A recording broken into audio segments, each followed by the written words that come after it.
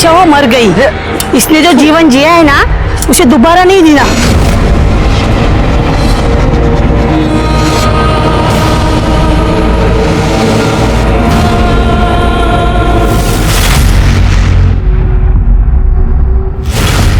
इंसान को जीते जी इज्जत मिले या ना मिले, लेकिन मरने के बाद उसके लाश को इज्जत जरूर मिलती है, फिर वो किसी जात का हो किसी धर्म का हो। रिजवाड़ा पुलिस स्टेशन में मेरी पोस्टिंग थी।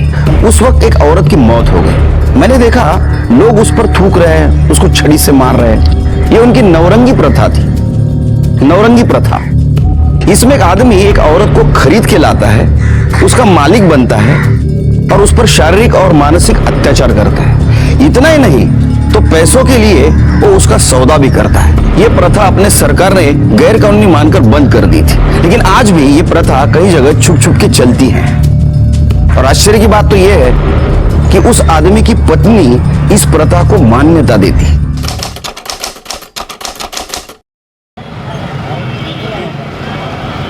अरे खाना दे जल्दी। वो आंटे है ना, रोज का नाटक है। खाओ। अब खा पी कर उसके पास मत चल देना। तू रोज रोज जाता है ना, मुझे जरा भी पसंद नहीं है। शांति से खाने देगी क्या? तो खाना, मैंने कहा मना किया है।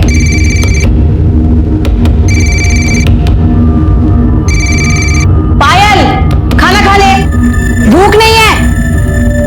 बाबा बाबा बाबा मला भूक लागली आहे। आले। बाबा क्या है, क्यों चिल्ला रही है? भूख लगी थी। तो माँ बेटी के पेट में क्या आग लगी पड़ी रहती है, चैन से खाने भी नहीं देते। माँ बेटी ने नाक में दम करके रखा है। तुम उसे मना क्यों नहीं करते? जब देखो बाबा बाबा बाबा करती रहती है।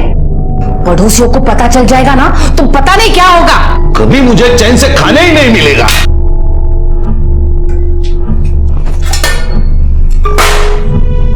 माँ बेटी को खाना चाहिए, बस सबको खाना चाहिए। उठा, चल निकल निकल।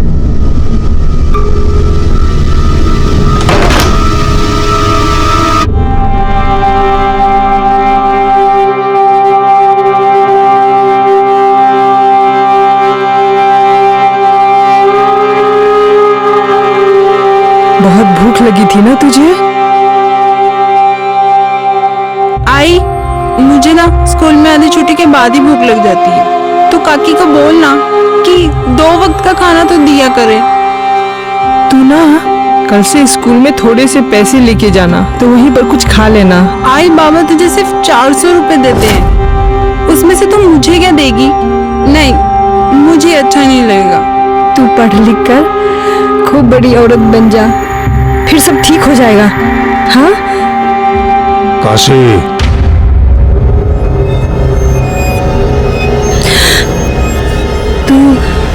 तू बाहर जाके खा और अपना बस्ता भी ले जा, बाहर ही बैठकर पढ़ लेना।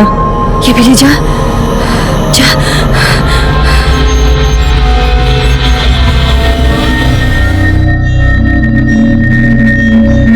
वृंदा,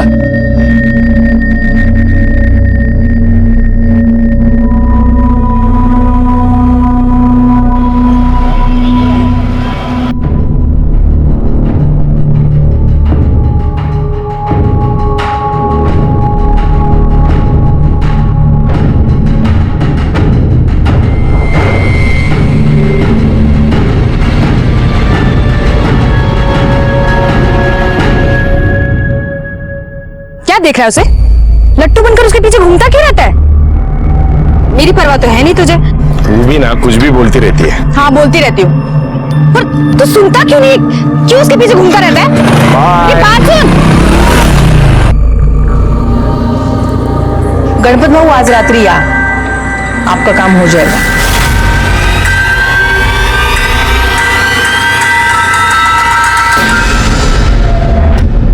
तुम यहाँ क्या कर रहे हो? क्या कर रहे हो तुम यहाँ पे? जाओ यहाँ से, जाओ, छोड़ो मुझे, छोड़ो, छोड़ो। आई, देखो ना, ये मेरे साथ समझने करने की कोशिश कर रहा है। आई, देखो ना इसे। आई,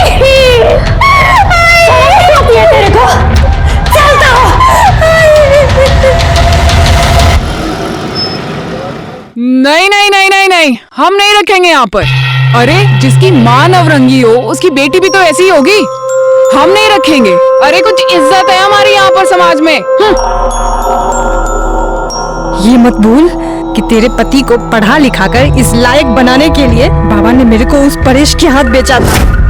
ये जो तू इज्जत की बात कर रही है ना, वो मेरे पैसों के दम पर है। इसीलिए इसका कर्ज तो चुकाना ही होगा। 200-400 रुपया इसका बाप मेरे को देता है, वो सब मैं तेरे को दूंगी। बस मेरी बच्ची को अपने पास रख ले।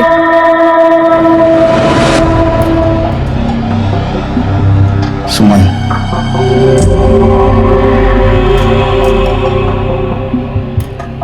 सुमन, अरे इतनी परेशान क्यों हो रही हो? देखो, मैं वृंदा को नीलिमा के एनजीओ में डाल दूंगा, ठीक है?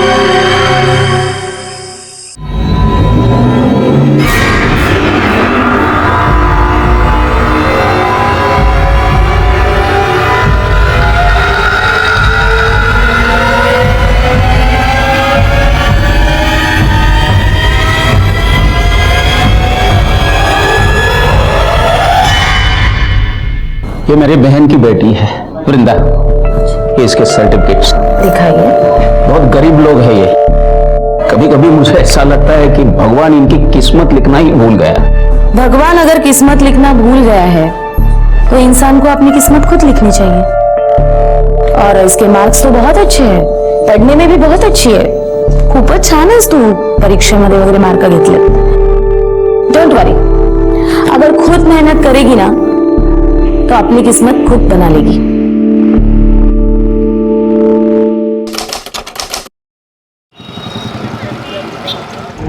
आई तेरी बहुत याद आ रही है। तू गप्पो बस। हाँ, क्या है तेरा बार बार का?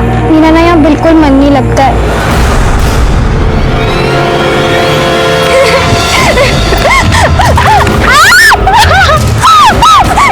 नहीं, मुझे छोड़ दो प्लीज, मुझे मत मारो प्लीज, मुझे छोड़ दो।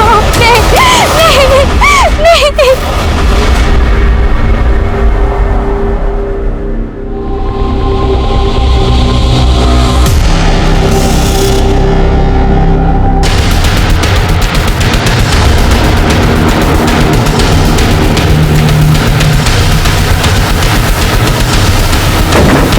आइए सर। लड़की की बॉडी है सर, 18 से 20 साल की लगती है और ये चेहरे को पत्थर से कुचला गया। बुरा मर्डर वेपन सर। सिर के इसके ऊपर उंगलियों के निशान मिलना भी बहुत मुश्किल है, लेकिन फिर भी फॉरेंसिक के लिए भेज दो उसको। सर ये यहाँ से निकल रहा था, इसी ने हमें बताया बॉडी पड़ी। आसपास देखो कुछ मिलता है क्या? सर ये बैग मिला है। चेक करो इसमें क्या है। सर ये मोबाइल मिला है। उसको टेक्निकल टीम के पास भेज दो। Sir identity card. प्रकाश सामाजिक संस्था।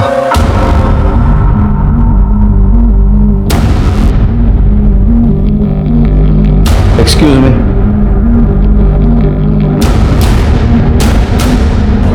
जी सर। ये वृंदा यहाँ पढ़ती है? हाँ, आज नहीं आई, लेकिन इसकी आईडी आपके पास कैसे आ गई? हमें एक लड़की की लाश मिली है, उसका चेहरा पत्थर से कुचला गया है। हमें शक है कि वो लाश वृंदा की है। जी, वृंदा रहती कहाँ है? उसकी माँ यहाँ पास के गांव में ब्रिंजवाड़ा में रहती है और वो कुछ 3-3.25 महीने पहले से वो दीपांकर, उसकी मामा, उनके घर में रहती थी। ये मामा कहाँ रहते हैं?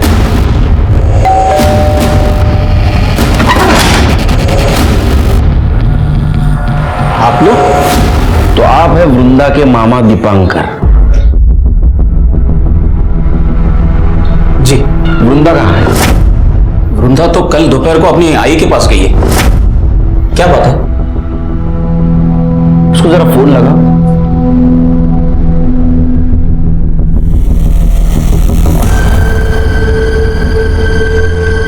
लगने का।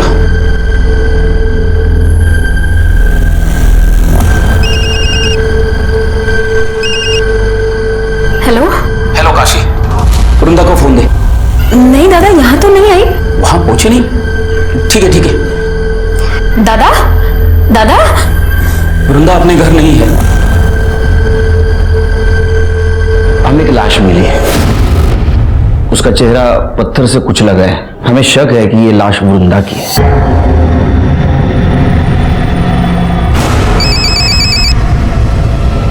हाँ बोल काशी। दादा आपने फोन क्यों काटा? क्या हुआ? कहाँ गई वृंदा?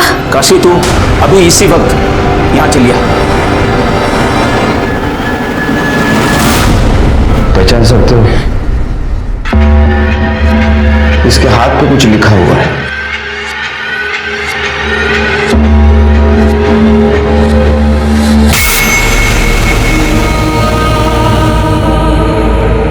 तो कुछ चीजें भी मिली है।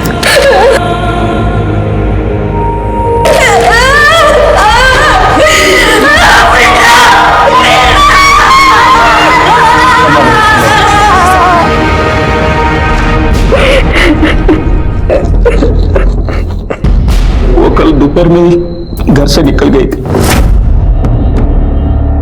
कहाँ जा रही है? आई ने बुलाया, घर जा रही हूँ। गांव पास में ही था तो मुझे लगा कि वो चली जाए। तो आपने जानने की कोशिश नहीं की कि घर पहुंची या नहीं? काम के चक्कर में दिमाग से निकल गया। मुझे ज्यादा कुछ पता नहीं है, पर कुछ दिनों से वो बहुत परेशान लग रही थी। Page number 22-23, the 8th path. Vrinda, Vrinda, अरे कहाँ है नाम तुम्हारा? क्या कर रही है तू? क्या वृंदा, तू पहले ऐसे कभी नहीं करती थी। हाँ, पढ़ाई में ध्यान दे। क्यों परेशान थी वो? घर में कुछ पंगा था? नहीं नहीं इंस्पेक्टर साहब, शायद उसे अपनी माँ की याद आई होगी। नीलम जी, आज आप इसे अपने एनजीओ में लेके जाइए। एक मिनट, ये आपकी सगी बहन है ना? फिर इसको एनजीओ क्यों भेजना चाहते हैं आप?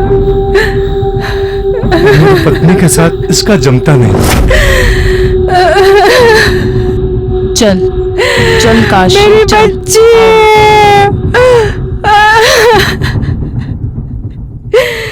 कमाल है शिर के, इसकी सगी बहन की ये हालत है फिर भी इसको अपनी पत्नी की पड़ी है। ये प्रॉब्लम क्या है देखना पड़ेगा। ये वृंदा का किसी के साथ झगड़ा बिगड़ा था? नहीं साहब, वृंदा का किसी के साथ कोई झगड़ा नहीं था। घर में सब कुछ ठीक चल रहा था उसके? नहीं साहब, कुछ भी ठीक नहीं चल रहा था। दीपांकर की बीवी उसे बिल्कुल भी पसंद नहीं करती थी। और करती भी कैसे साहब, वो एक नवरंगी की बेटी थी और ये उसको अपने घर में लेकर आए थे। नवरंगी कौन? साहब, वो जो उनकी आई है, वो बिना शादी के एक आदमी के साथ रहती थी। यहाँ पे सबको पता चल गया। लेकिन ये बात पता कैसे चली? साहब, वो दीपांकर का जो बेटा है ना गोपाल, उसका दोस्त अमन, उसकी आई ने बताया सबको। हाँ, मेरे को गोपाल ने बताया था। उस दिन मैं नशे में था तो आई के सामने गलती से बोल दिया। मैंने मेरी आई को बताया और मेरी आई ने पूरे मोहल्ले को बता दिया।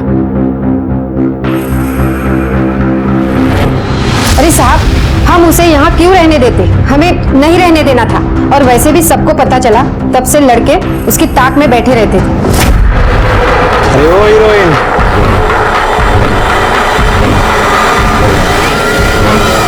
शिर की हो सकता है इसी वजह से परेशान होकर लड़की घर जाना चाहती हो। रास्ते में उसके साथ किसी ने रेप किया, उसको मार दिया। ये पोस्टमार्टम रिपोर्ट कब तक आएगी? कल सुबह तक आ जाएगी सर। एक काम करो, बस स्टैंड और ऑटो रिक्शा स्टैंड पे देखो किसी ने वृंदा को देखा था क्या।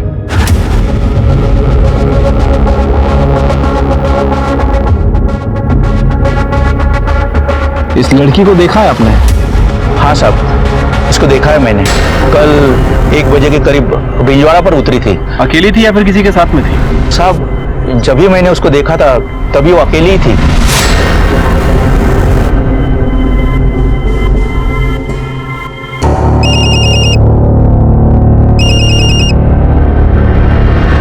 हेलो हेलो काशी, अरे कहाँ है तू? बिना बताए कहाँ चली गई? यार किसी को लाया था मैं। वृंदा को कोई मार दिया।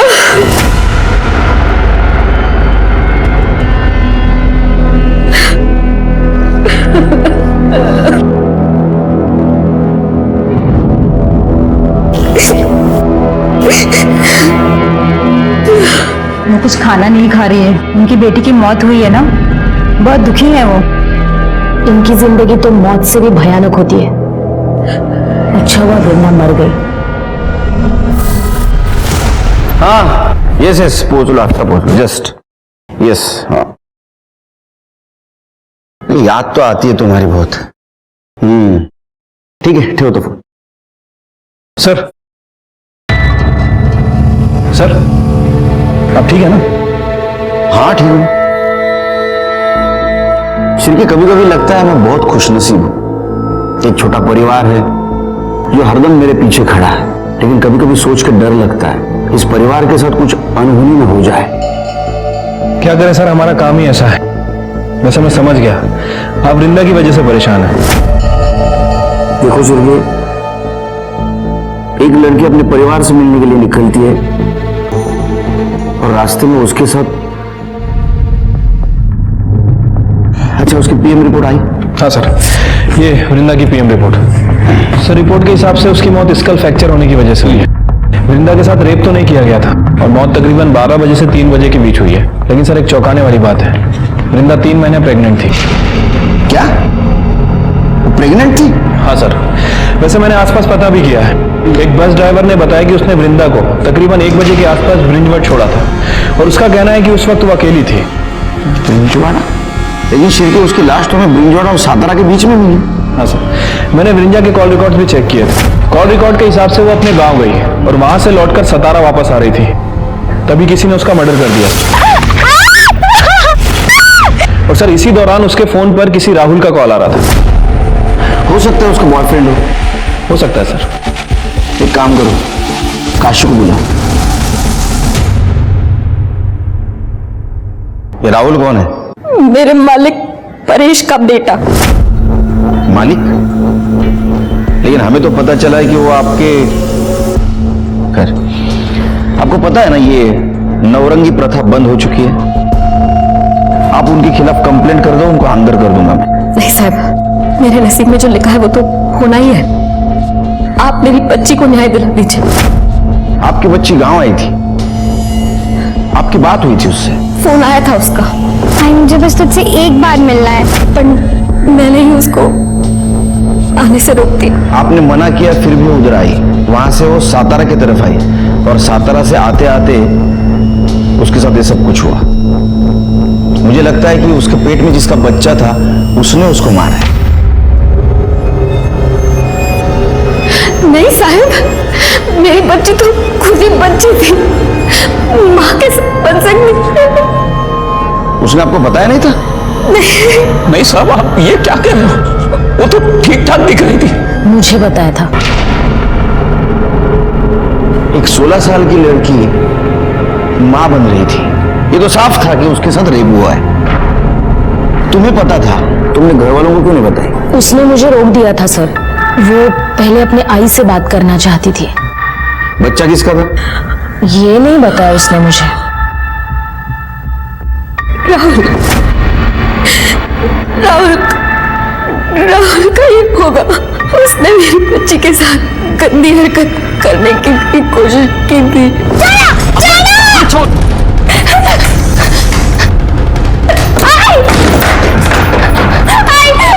ना, देखो मेरा बदतमीजी करने की कोशिश कर रहा है। तेरे को चलता हो, बहन है तेरी। मेरी कोई बहन नहीं है, समझी ना? तू तो खुद पता नहीं कितने मर्दों के साथ जाके सोती है। न जाने किसकी बेटी है। और सुन, मेरे बाप के सर पे अपना ये पाप मत डालना, समझी ना? जवान लड़की को ऐसे खुला छोड़ेगी ना तो यही होगा। उसके बाद मैं उसको उसकी मामा के घर ले आई। हो सकता है राहुल ने उसका रेप किया हो। राहुल को पता चला होगा कि वो उसके बच्चे की मां बनने वाली है, इसलिए राहुल ने उसको बहला फुसला कर गांव बुलाया, उसको मॉलेस करने की कोशिश की और उसको मार दिया।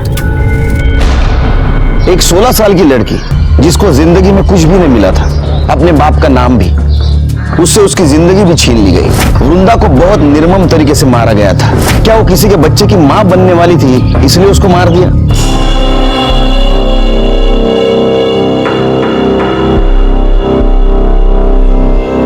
कधी येणार आहे ती? मैं क्या बोलूं, उसकी बेटी मरी है। तो अब क्या वही रहेगी वो? तुमने उसे पैसे देकर खरीद कर लाया है, देखो कहीं भाग भाग ना जाए। उसे बोलो ना कि तुम्हारे दोस्तों को जरूरत है उसकी, ऊपर के तो पैसे तो मिले मुझे। माझ्या आईशी जरा शांत रहा, आएगी, जरूर आएगी, थोड़ा धीरज तो रखो। पुलिस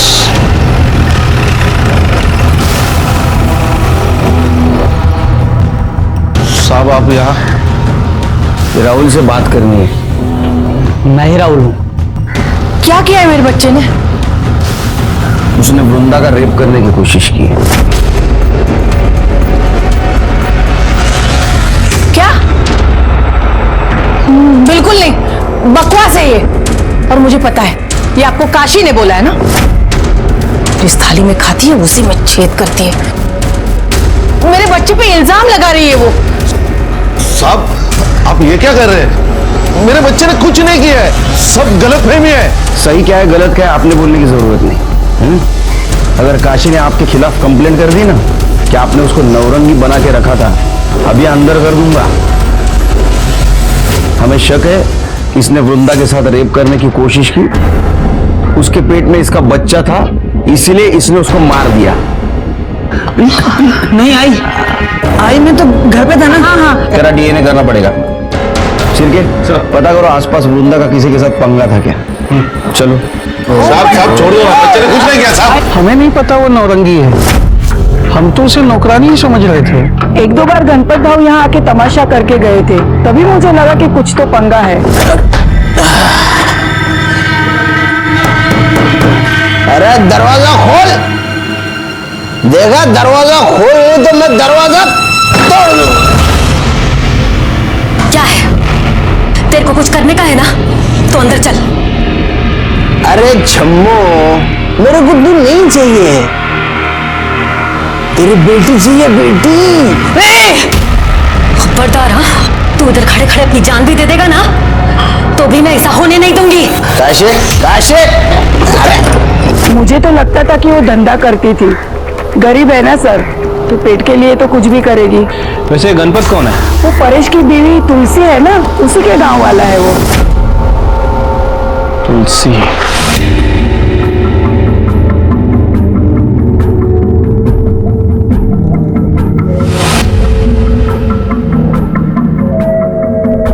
अनिल, अब तो वृंदा चली गई, अब तो किसके पीछे लट्टू बनकर घूमेगा? हाँ? देख मान जा, अब हमारे बीच कोई नहीं आएगा। अनिल, अनिल रुकना, अनिल, अनिल।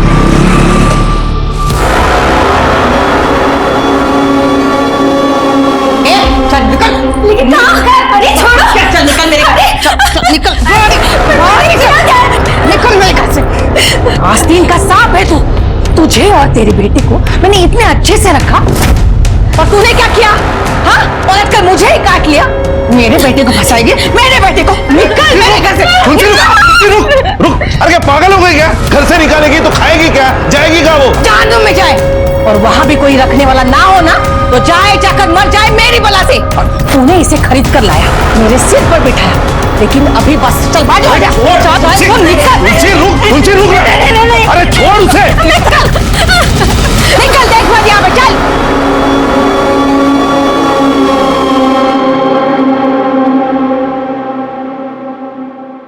ठीक है साहब, चाहिए शक्कर आया ना बराबर? हाँ साहब। सर, ये राहुल के फोन रिकॉर्ड। सर, इनके हिसाब से राहुल गांव में ही था। मैंने आसपास पूछताछ की है। ये तुलसी का एक करीबी रिश्तेदार है, गणपत।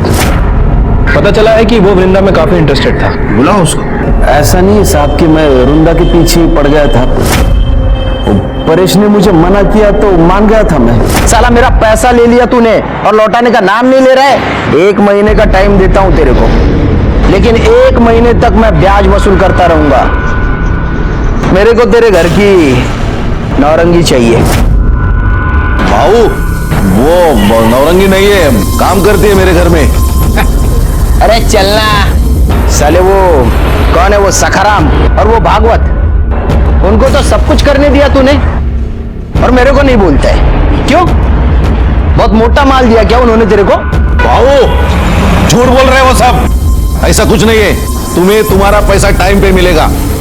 मैं काशी का सौदा नहीं करूंगा। काशी? काशी की बात कौन कर रहा है? फिर? मैं तो उसकी बेटी की बात कर रहा हूँ, वृंदा। दिमाग खराब हो गया क्या ना तुम्हारा? तुम्हें तुम्हारा पैसा मिलेगा। मैं ऐसे गलत काम नहीं करता हूँ, निकलो यहाँ से। लेकिन परेश की बीवी ने मुझे फोन किया था। आपका काम हो जाएगा। उसने मुझे बुलाया इसीलिए मैं वहां गया था। आपको ये चाहिए थी ना? हाँ। जो चाहिए वो कीजिए। हाँ। लेकिन मेरे पति को थोड़ी सी मोहलत बढ़ा के दे दीजिए। दे दी। और ये उनको बोलेगा मत। नहीं भाई, नहीं बोलूंगा। हाँ। काशी, ए काशी, दरवाजा खोल।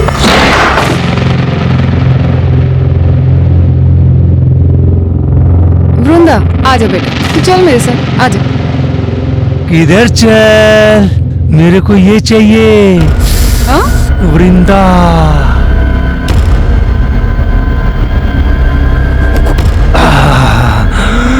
मेरी बेटी इस काम के लिए नहीं है, समझ नहीं आता तेरे को? पहले बता दिया कर। ऐ, हट। मेरे को ये चाहिए। गणपत बाबू, मैं क्या बोल रही हूँ, मेरी बात सुनिए आप। हम बाद में चाहिए मतलब चाहिए मेरे को। अरे अरे अरे, मुझे तो लगता है शिरके इसने रेप किया होगा। जब इसको पता चला इसके बच्चे की माँ बनने वाली है, इसने उसको मार दिया। अरे नहीं नहीं साहब, मैंने तो उसको छुआ भी नहीं। आप रेप की बात कर रहे हो, मैं कुछ कर ही नहीं पाया। कितना कमीना है रे तू।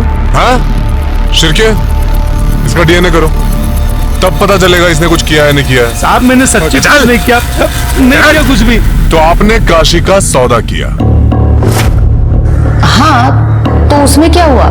मतलब मेरे पति भी तो भेजते थे उसे अपने दोस्तों के पास जब उन्हें कोई काम आता था। तेरे को शर्म नहीं आई? हाँ?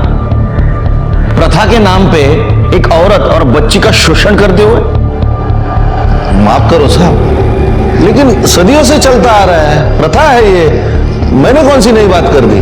प्रथा थी, इसको बंद किया गया था, लेकिन तेरे जैसे कुछ लालची लोगों ने पैसों के लिए इसको फिर से शुरू कर दिया। शर्म नहीं आती? कैसा है ना साहब, हर औरत अपनी किस्मत लेके आती। मेरी किस्मत अच्छी थी, मैं बीवी बन गई। वो अभागी थी, नवरंगी बन गई।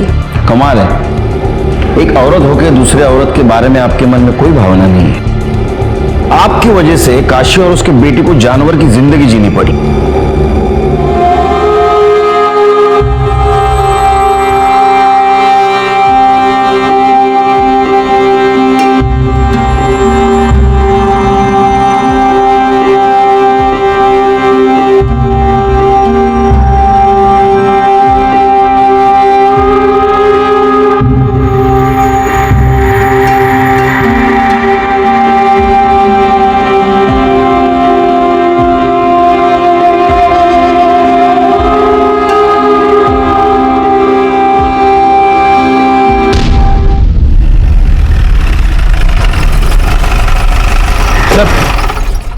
ये राहुल और गणपत की डीएनए रिपोर्ट।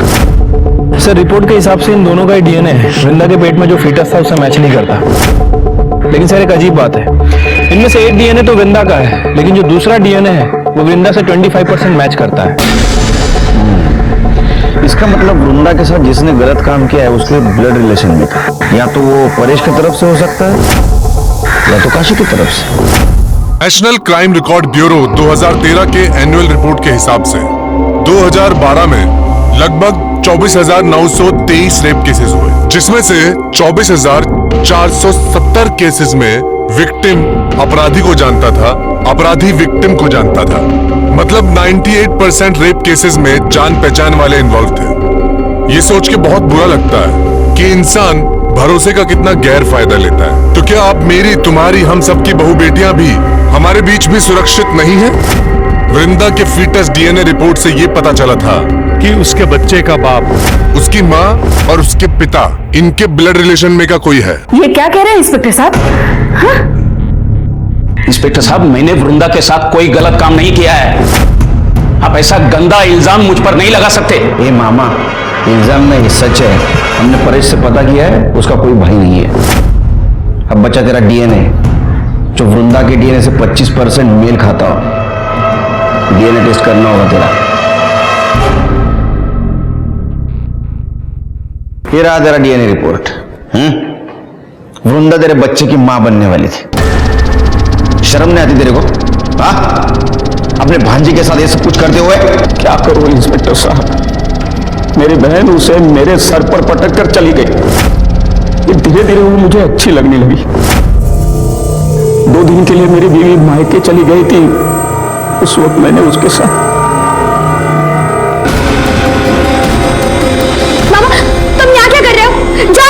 तेरी बहन ने तेरे ऊपर भरोसा करके अपने बेटी को तेरे पास सौंपा और तूने उसका भरोसा तोड़ दिया। क्या करूं इंस्पेक्टर साहब, मेरे दिमाग में भी कूड़ा भरा था कि वो एक नौरंगी की बेटी है।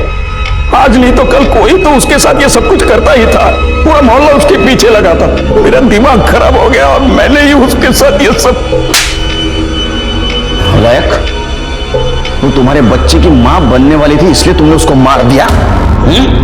और इतना ही नहीं, लोगों को ऐसा लगे कि जाते वक्त उसको किसी ने मॉलेस्ट करने की कोशिश की और उसी ने उसको मार दिया, इसलिए तुमने उसकी सलवार उतार दी। नहीं इंस्पेक्टर साहब, मैंने मेरे भांजी के साथ गलत काम किया, लेकिन मैंने उसे नहीं मारा। करड़े, इसकी खाल उधेड़ दो।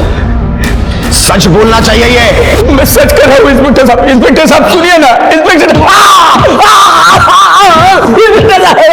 बोलेगा ही बोलेगा। क्या लगता है सर? ये तो 99% लगता है शिरके इसी ने किया होगा। लेकिन अगर 1% भी मान ले इसने नहीं किया है तो?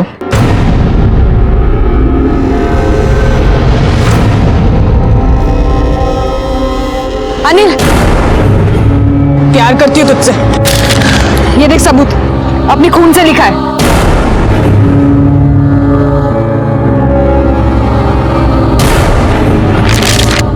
साइको है तू? क्या किया तूने? देख तू मेरे सामने बार बार मत आया कर। निकल यहाँ से तू, निकल। प्यार करती तो भाव खाता है। देख मैं भाव नहीं खा रहा हूँ, मैं तुझसे प्यार व्यार नहीं करता, समझी? तू निकल ना यहाँ से मेरी माँ, निकल। देख अनिल, तू ठीक नहीं कर रहा है। मुझे पता है तूने वृंदा को मारा है और मैं सबको बता दूंगी। तेरा दिमाग खराब है? धोखा फिर ले तुझा। देख मैंने किसी को नहीं मारा है, लेकिन ये सब नाटक तू करती रहेगी ना तो एक दिन पक्का मार दूंगा मैं तुझे, समझी? पागल कहेगी। दोबारा दिखना मत मुझे वापस। अनिल!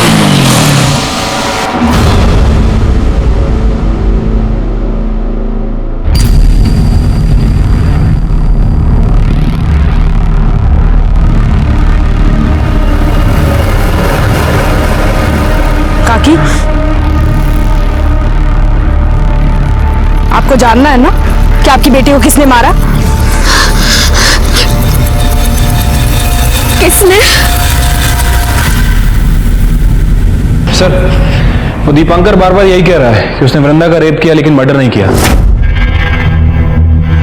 शिरके, यहाँ अलग अलग पीसीओ से रैंडम कॉल आए हैं और पीसीओ एक ही एरिया के है। हो सकता है कि वृंदा की माँ से कॉल कर रही हो। तो पीसीओ से क्यों कॉल करेगी? उसके पास मोबाइल है। हो सकता है उसका बॉयफ्रेंड कॉल कर रहा हो।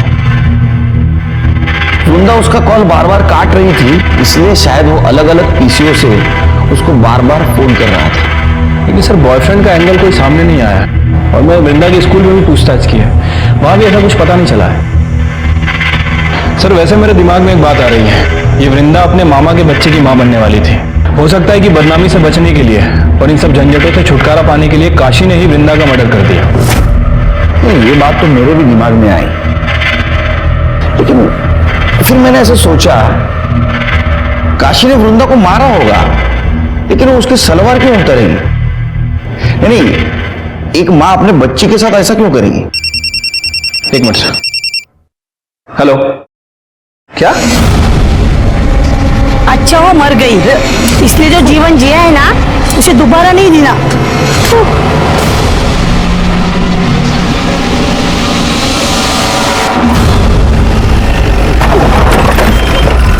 अरे क्या चल रहा है? चलो चलो पीछे, चलो पीछे। क्या कर रहे हो तुम लोग? उसको इज्जत नहीं दी, कम से कम उसके बॉडी के साथ तो मत करो ऐसा। ये सब कुछ तुम्हारे सामने हो रहा है, तुम चुप बैठे हो। सर ये इन गांव वालों की प्रथा है, इसीलिए मैंने आपको फोन किया था। प्रथा? हमारी भी एक प्रथा है, जब कोई ऐसा कॉम्प्लिकेटेड केस होता है ना, हम हमारे पुलिस स्टेशन में ट्रांसफर करवा लेते हैं। ठीक है, चलो केस आप लग गया।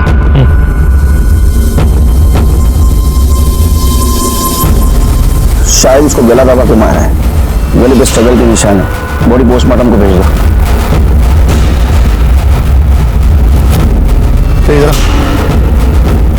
तुम कहाँ थे ये सब कुछ हुआ तो? बाहर था मैं, अभी अभी आया। अरे बाहर कहाँ? पूना।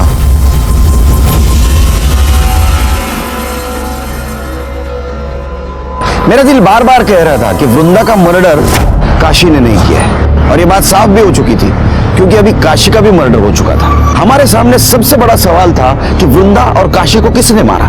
सर मैंने वृंदा की कॉल लिस्ट चेक की, उसमें एक ऐसा नंबर है वो पीसीओ के आसपास रहता है और वो किसी अनिल का है।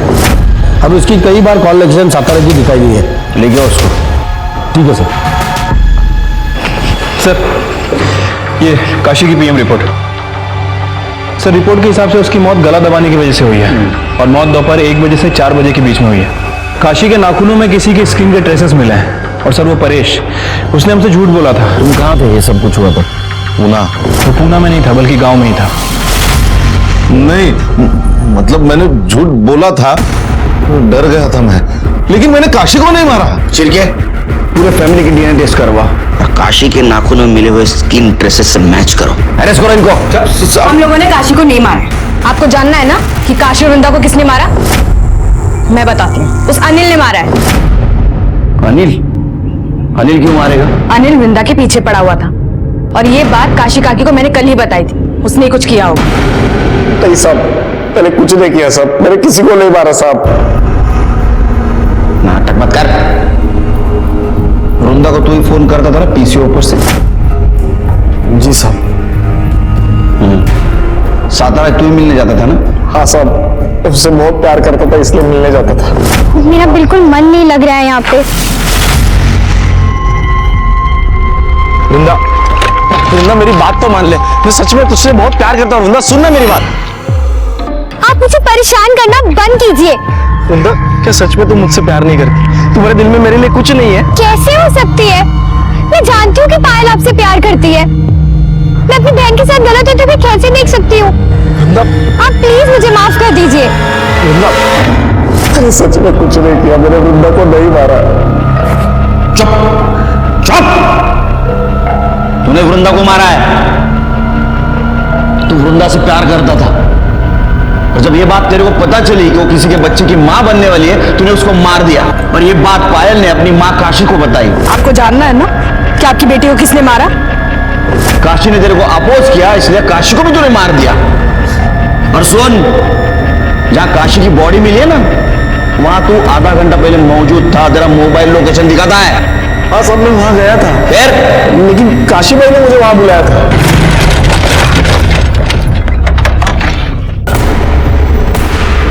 काशी काशी काशी भाई,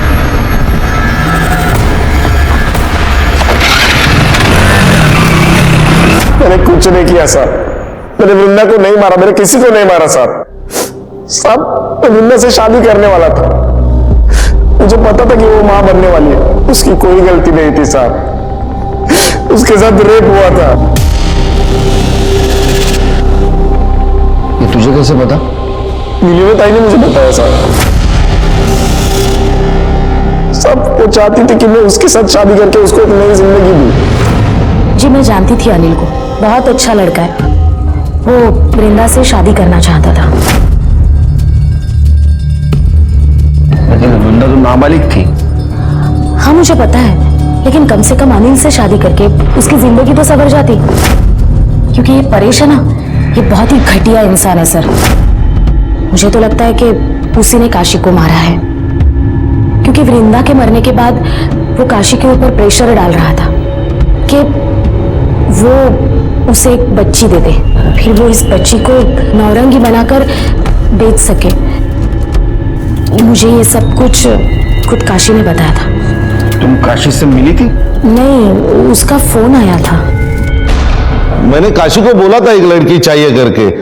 हालत बहुत खराब है ना साहब, और बुढ़ापे के लिए भी कुछ जोड़ के नहीं रखा है। सोचा था लड़की बड़ी हो जाएगी तो उसे बेचकर पैसे कमा लूंगा।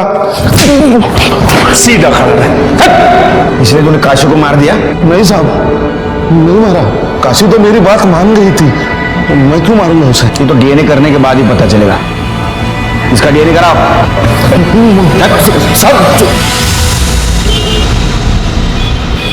सर, काशी के नाखून में जो स्क्रीन के ट्रेसेस मिले हैं वो ना तो तुलसी से मैच करते और ना ही राहुल से। फिर खून किसने किया?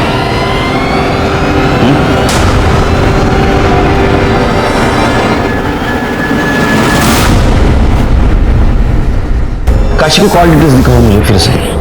काशी, हाँ, ये रहे सर।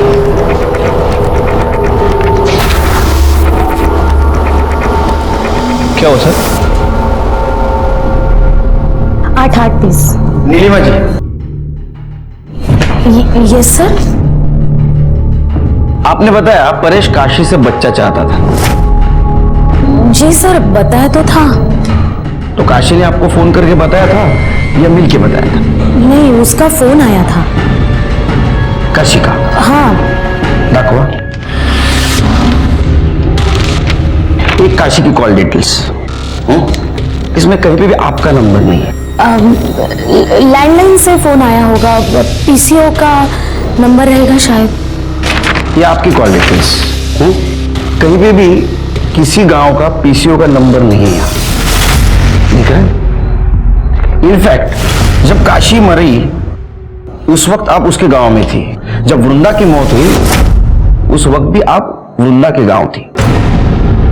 आप वृंदा की लाश के पास करीबन आधा घंटा थे और उसके बाद में आप अपने गांव गई। तो और क्या करती मैं? मेरी अपनी बेटी को अगवा करके बेच दिया गया था, और जब वो मुझे मिली तो उसे नौरंगी बना दिया गया था। गंदी सी बीमारी में वो घुट घुट के मरी है। वही सब मैं वृंदा के साथ होने देती? उसके होने वाले बच्चे के साथ भी होने देती? नहीं। जब मुझे पता चला कि वृंदा मां बनने वाली है तो मैंने उसे समझाया था। छोड़िए मेरा हाथ, यहाँ क्यों लेके आई आप मुझे? समझाने। अनिल से शादी कर ले, तू समझना, तेरे बच्चे को वो नाम देगा। उससे शादी कैसे कर सकती हूँ? पायल उससे प्यार करती है और मैं इस बच्चे को पालूंगी। पालेगी? अरे तुम लोगों को ना समझा के भी कुछ फायदा नहीं है। एक के बाद एक सब लोग ना तुम नौरंगी पैदा ही करने वाले हो। फिर तुमने उसकी सलवार उतारी ताकि पुलिस को लगे रास्ते में उसको किसी ने मॉलेस्ट करने की कोशिश की और उसको मार दिया। और तुमने काशी को भी इसलिए मारा। अनिल ने मुझे फोन करके बोला था कि पायल ने काशी को बताया कि अनिल ने वृंदा को मारा है। अनिल बहुत डर गया था। फिर मैं काशी के पीछे उसके गांव चली गई। अनिल ने मेरी बच्ची को मार डाला। वो तो तेरी लड़की से शादी करना चाहता था। ये सब तो परेश ने किया होगा। नहीं, परेश ने नहीं किया। बात करिए। वो तो उसको बेचना चाहता था। बेचना? उसको तो अभी भी मेरे से बच्ची चाहिए थी। तो कब बोलेगा कैसा? तू अभी क्या अभी मेरे साथ चल और पुलिस में कंप्लेंट कर दे। चल। नहीं, मैं नहीं जा सकती। क्यों? मुझे भी तो बच्चा चाहिए। तू क्या नौरंगी बनाने के लिए लड़की पैदा करेगी? नौरंगी नहीं, पर जीवन जीने के लिए सहारा तो चाहिए ना। मैं कैसे जिएगी? अगर किसी के बिना जी नहीं सकती ना तो तू मर जा। तुम लोगों को जरा भी तरस नहीं आता इस बच्चों पर? इतनी गंदी सी घटिया सी जिंदगी देते इन बच्चों को। हाँ, इनको तो मर जाना ही चाहिए। उनको सजा देने का अधिकार तुमको किसने दिया? तुमने गलत काम किया है, तुमको सजा जरूर मिलेगी। नीलिमा को काशी और उसकी बेटी वृंदा के कत्ल में सजा हुई। काशी और वृंदा का प्रथा के नाम पर शोषण हो रहा था और इसी में दोनों की मौत हो गई। क्या यह हमारे समाज के लिए दस्तक नहीं थी कि जब तक प्रथा और मान्यता के नाम पर हमारे समाज में रहने वाली महिलाओं का शोषण होता रहेगा तब तक हम हमारे समाज के औरतों पर होने वाले अपराध पर अंकुश नहीं लगा पाएंगे। देखते हैं हमारे आज के एपिसोड की दूसरी कहानी।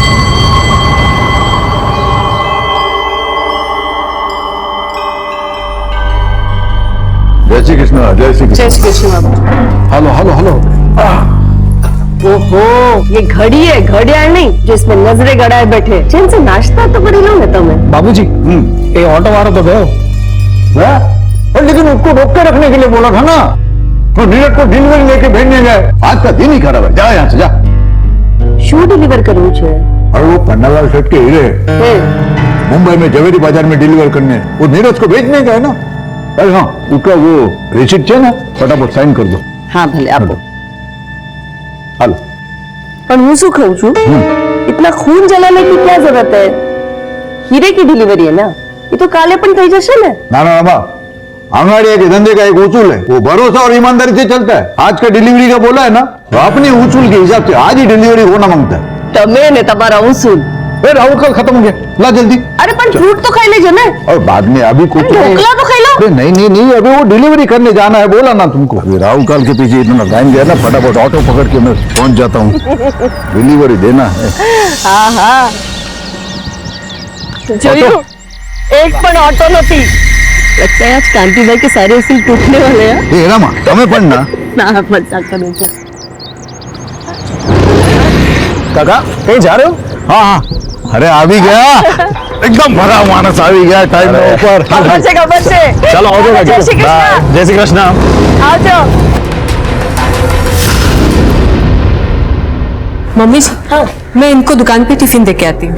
चाबी लेके जाना, मैं सत्संग के लिए जा रही हूँ, इधर बहुत सारा काम है। जी हाँ, जय श्री कृष्ण। जय श्री कृष्ण।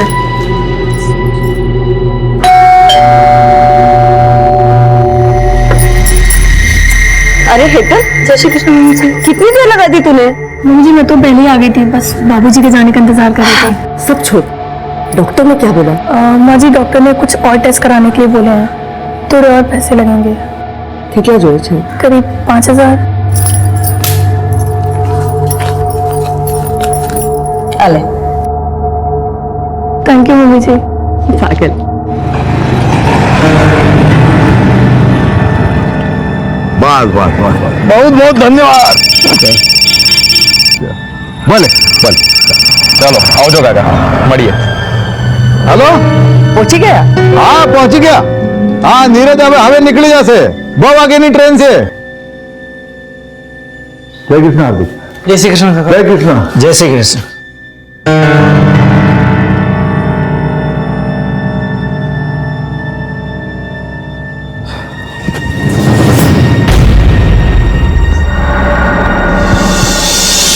पाँचवा कह रहा है मिस बेटा?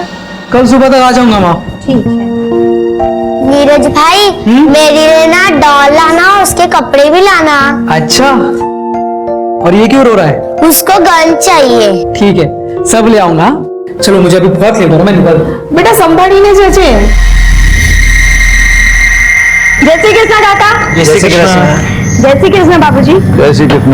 तू क्या कर रही है यहाँ? मेरे कॉलेज वाले ना पिकनिक पर जा रहे हैं, तो मुझे कुछ पैसे चाहिए थे। तेरे कॉलेज वालों को सिर्फ पिकनिक करने का मूड रहता है क्या? कभी पढ़ाते नहीं है? आप पकड़। हार्दिक भाई जय श्री कृष्ण। धवल काका जय श्री कृष्ण। बाबूजी जय श्री कृष्ण। हाय। जय श्री कृष्ण। अच्छा बाबूजी, हाँ आओ जो। नीरज कितना लेट हो गया तू? सॉरी बाबूजी। वो पिछली डिलीवरी का क्या हो गया? हो गया? क्या होना है? हो गई। ये लो बाबूजी, आप हमेशा कहते हो धंधा भरोसे का है, फिर ये नोट को आधा फाड़ कर उन्हें क्यों देते हैं? आपको मुझ पर भरोसा नहीं है? भरोसा तो बहुत है, समझा, लेकिन अपना ये आंगड़िया का बिजनेस है ना, उसके कुछ नियम है। अभी तेरे लिए मैं नियम बदलूंगा ना, तो बाकी लोगों को बुरा लगेगा। ये ले, ये कट किए हुए पॉलिश किए हुए हीरे, इसको जवेरी बाजार में डिलीवरी कर देना और ताबड़तोड़ फोन करना मुझे। फोन नहीं किया तो तेरे गाल खुरबुरा रहेगा मेरा चाटा खाने को। आप पकड़ रसीद। आप मेरे बाबा समान हो, जितना चाहे मार सकते हो, पर सोचो अगर जाते थे मेरा एक्सीडेंट हो गया तो। चुप चुप बोल। देख, मेरे पास 3 लोग हैं, धवल भाई, हार्दिक और तू, जिनके ऊपर आग बंद करके विश्वास करता हूं मैं। ये अपना आंगड़िया का धंधा जो है ना, ये बाएं हाथ में क्या है दाएं हाथ को मालूम नहीं पड़ता। ऐसे अभी तू जो डिलीवरी लेके जा रहा है ना, वो पार्टी को मालूम नहीं कौन उसका माल लेके आ रहा है, कैसे आ रहा है मुंबई, समझा? चल अब निकल जल्दी, वो बाहर ऑटो खड़ा है, वो रेलवे स्टेशन छोड़ देगा तुझे। आता बाबूजी। आओ जय श्री कृष्ण। संभल के जाना।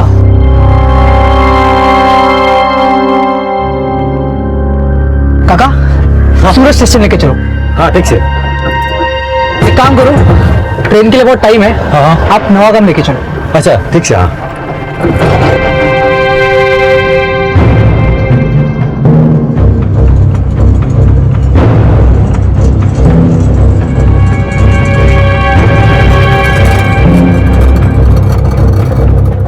अब रुको जरा, मैं आता हूँ। हाँ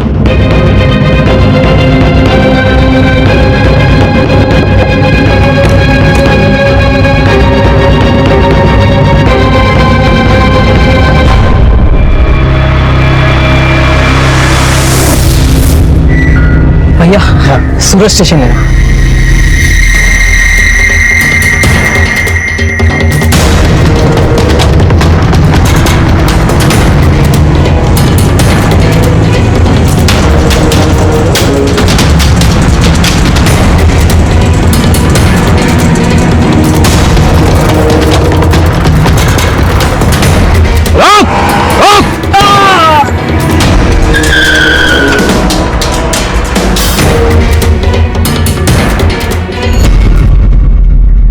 भरोसा एक छोटा सा शब्द है, पर इस छोटे से शब्द पर पूरी जिंदगी टिकी हुई है। जब किसी का भरोसा डगमगाता है तो उसकी पूरी दुनिया हिल जाती है। नमस्कार, मैं सीनियर इंस्पेक्टर संजय बरोत और स्वागत है आपका क्राइम पेट्रोल दस्तक में। कांति सेठ एक आंगड़िया था, उसका पूरा धंधा भरोसे पर टिका हुआ था। लेकिन नीरज की हत्या से यह साफ हो गया कि कोई उन्हें धोखा देने की कोशिश कर रहा था, या फिर कोई और ही था जो यह खेल खेल रहा था।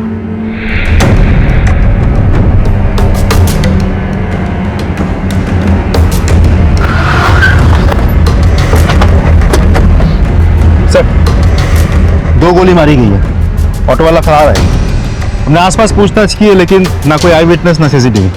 और सर ये वॉलेट और ये आईडी कार्ड मिली है, नीरज नाम है सर। यार नीरज फोन के मुंह पर तो नहीं। एक गोली कंधे पे लगी है और दूसरी गोली छाती पे। राइट सर, इसका मतलब हमला करने वाला इसे जान से ही मारना चाहता था। किसका फोन बज रहा है? अच्छा करो इधर। हाँ स्पीकर पे डाल। हाँ नीरज, अरे क्या छे तू, फोन क्यों नहीं उठा रहा है? हेलो, कौन बोल रहे हैं? तुम्हें कौन?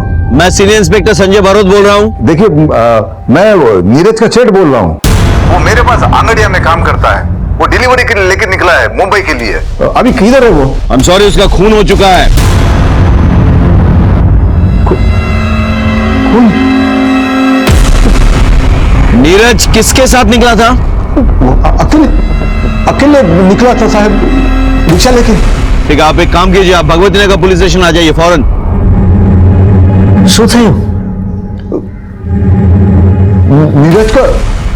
नीरज का किसी ने खून कर दिया।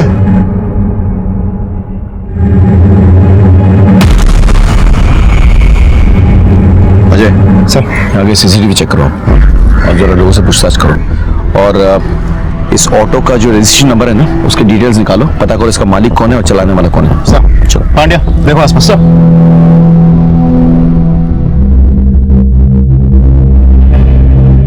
खोलो।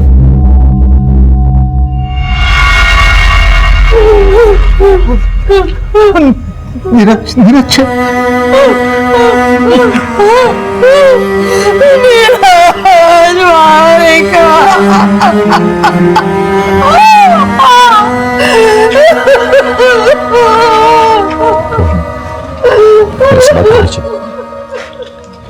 कहाँ जा रहा था? साहब वो हीरे की डिलीवरी देने जा रहा था। उसने किसी से कुछ कहा था इस बारे में? किसी को घर पे किसी से? हमें नहीं पता था साहब कि हीराप्पा नु काम करे छे। हमें तो ऐसा ही पता था कि वो एक कुरियर कंपनी में काम कर रहा है। आज इनकी वजह से और इनके धंधे की वजह से हमारा छोकरा का जीव गया। अब चलिए वहां से, आइए। लूट और मर्डर का मामला लगता है। किस किस को पता था कि नीरज के पास हीरे हैं? बीजू तो મારા બે ખાસ આદમી છે, ધવલ અને હાર્દિક, અને મારી પત્ની રમા. ગાડિયાનો બિઝનેસ છે वो तो उसी के नाम से चलता है, तो उसको तो सब पता रहता है। और कोई नहीं।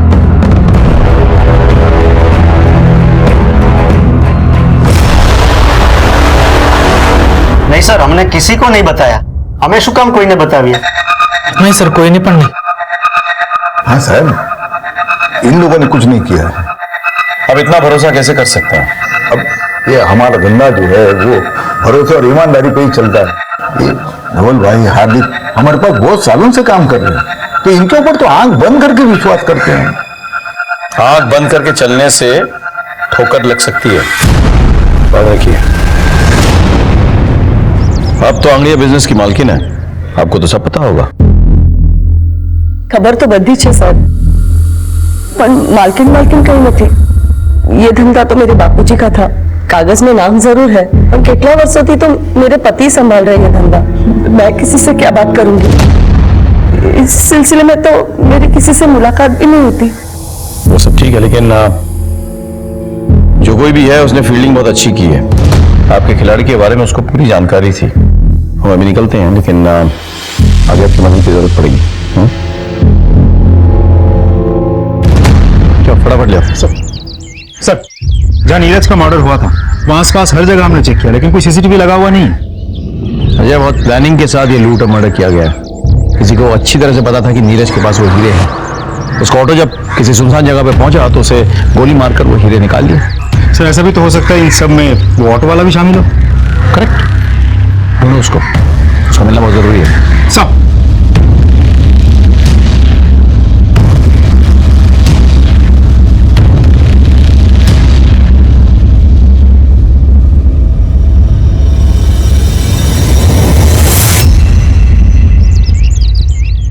ऐसे पैसे का क्या मोल जो किसी की जान नहीं बचा सकता। हमें बस इसके बाद आप अंगड़िया का धंधा नहीं करेंगे। શું વાત કરો છો रमा? अंगड़िया मेरे लिए सिर्फ काम नहीं है, ये विरासत है। तो याद है ना, तुम्हारे पिताजी ने मरते वक्त मेरे से कसम ली थी कि उनके धंधे को मैं ईमानदारी से बढ़ाऊंगा। वो बढ़ाया मैंने। अरे पर थोड़ा बातें जाननी जोखिम कर सो तब आपका एक भी बेटा इस काम को आगे नहीं बढ़ाने वाला। बेटे नहीं आने वाले तो अब हमारी शू गलती है? मैंने कोशिश की थी बड़े बेटे को धंधे में लाने की। क्या किया उसने? गपला किया, नाम खराब किया मेरा। आस्तीन का साथ निकला वो। पर હું મારા નાના દીકરાને આ ધંધામાં नहीं लाવીશ। ये धंधा मेरे नाम पे है ना, तो धीरे धीरे ये धंधा मैं धवल और हार्दिक को सौंप दूंगी। पर इस धंधे की मनुष्यत मैं इस घर में नहीं आने दूंगी। मेरे को मेरा पैसा चाहिए। मारा हीरो ने सुन। अरे मेरे 25 लाख का क्या होगा? शर्म नहीं आती 15 लाख से पैसा मांगते हुए? तुम्हारे हीरो के चक्कर में मेरा आदमी मारा गया। मेरे को मेरा पैसा चाहिए किसी भी तरह से, नहीं तो उसके बाद में जो होगा मेरी कोई जवाबदारी नहीं होगी।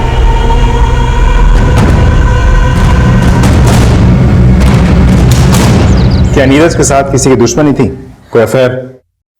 साहब, ये सवाल आप मुझसे क्यों पूछ रहे हो? सकता है किसी का उससे कोई झगड़ा हो गया हो और वो असल में नीरज को मारने आया हो, और मारने के बाद उसे लूट की शक्ल दे दी। मेरे बच्चे के पास तो ये घर को संभालने और अपने छोटे भाई बहन को संभालने के बाद समय ही कहाँ बचता था। बहुत जिम्मेदार बच्चा था मेरा, उसके लिए तो ये घर ही सब कुछ था।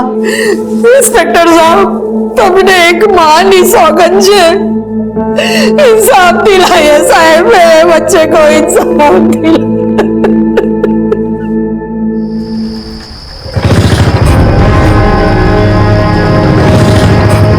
कौन है तुम लोग? ये क्या कर रहे हो?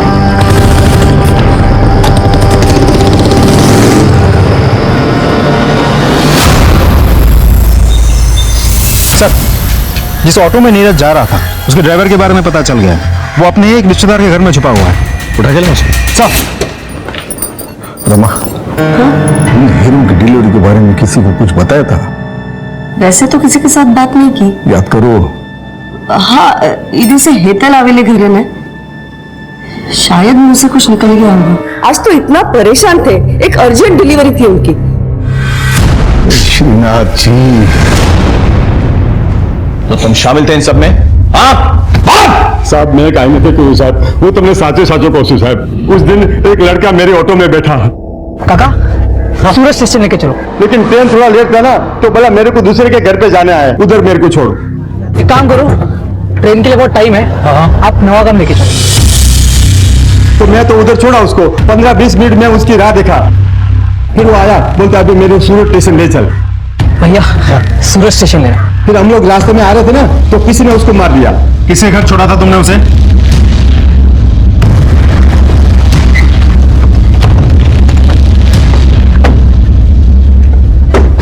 और नीरज को जानती है? हाँ जी सर, बचपन से जानते हैं एक दूसरे को हम। वो कल आपसे मिलने आया था? आया था सर। उसकी बदकिस्मती थी कि मुझसे मिलकर जाने के बाद किसी ने उसकी जान ले ली। काश कि वो यहाँ ना आया होता, सीधा स्टेशन चला जाता तो बच जाता सर। वो क्यों मिलने आया था कल आपसे? सर वो मुंबई जा रहा था, मेरा मायका भी मुंबई में ही है, तो बस पूछने आया था कि घर वालों के लिए कुछ सामान लेकर जाना है या वहां से कुछ लाना है। कांति सेठ को जानती हैं आप? वो मेरे ससुर जी है, मैं उनकी बड़ी बहू हूँ।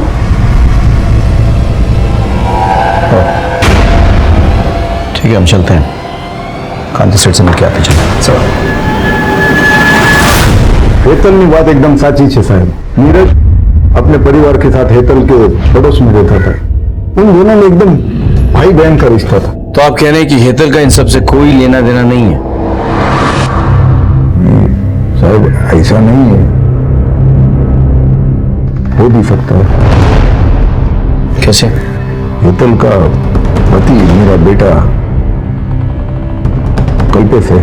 आप अपने बड़े बेटे कल्पेश पर खून का इल्जाम लगा रहे हैं, कोई खास वजह? सुखी तू? पापा मैं सारा कैश लेकर जा रहा था और रास्ते में मुझे गुंडे ने पकड़ लिया, मैंने बहु मारी पापा, और सारा पैसा भी लेकर गया वो। और मुझे तो कल्पेश की बात पे बिल्कुल विश्वास नहीं था, और फिर एक दिन मैंने उसको जुआ खेलते हुए पकड़ा।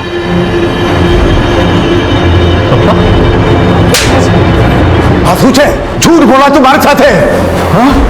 हाँ पैसा भाड़ा मेहनत ना पैसा छे, अपना धंधा ना पैसा छे, और अपना धंधा भरोसे पे चलता है।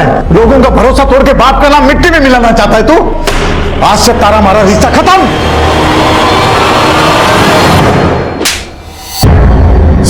सर मैंने नहीं खबर सर, मैं मानता हूँ मेरे से एक बार गलती हुई है और उसकी सजा आज तक भुगत रहा हूँ सर, लेकिन वो साचो को इस बार मैंने कुछ नहीं किया सर। सच बोल सर, मैं सच बोल। इन मानिए देख अगर सब सच बोले, मैंने कुछ नहीं किया साहब,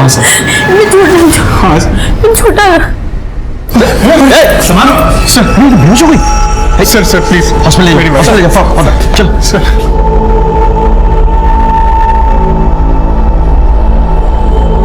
इनका कोई रिश्तेदार है यहाँ पे? नहीं, फिलहाल तो अभी कोई नहीं है। वैसे हुआ क्या डॉक्टर? ये माँ बनने वाली है। ठीक है, आप एक नंबर नोट कर लीजिए, 444।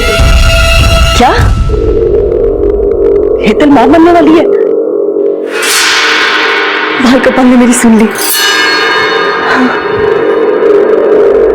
वकील साहब, कल्पेश की जल्द से जल्द जमानत करवा दो। पैसे की चिंता मत करो, जितने लगेंगे मैं सब दूंगी। माँ, वो कल्पेश भाई बाहर खड़े हैं। थैंक यू सो मच माँ, thank you so much. Thank you मैंने नहीं, अपने बीवी को बोल, माँ बनने वाली है वो। अगर अपनी जिम्मेदारी का जरा भी ख्याल है ना तुझे, तो जाके पहले उसका ख्याल रखना। ठीक है माँ।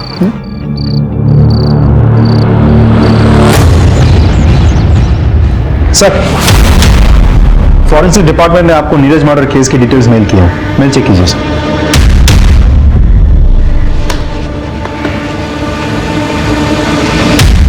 इस रिपोर्ट के मुताबिक नीरज को 2 अलग अलग गन से शूट किया गया था।